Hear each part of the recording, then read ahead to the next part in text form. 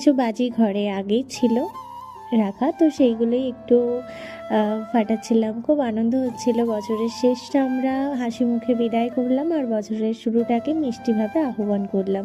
তোমাদের বছরের শেষটা কেমন কেটেছিল আমাকে কিন্তু কমেন্ট করে অবশ্যই জানিও। তো আমার বছরের শেষটা প্রিয় মানুষের সাথে কেটেছিল, বছরের শুরুটাও প্রিয় মানুষটার সাথেই কেটেছিল।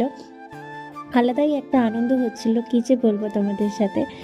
মানে তোমাদের সঙ্গে শেয়ার করলাম আমি এই মিষ্টি মুহূর্তটা, বছরের শেষের এই সুন্দর মুহূর্তটা।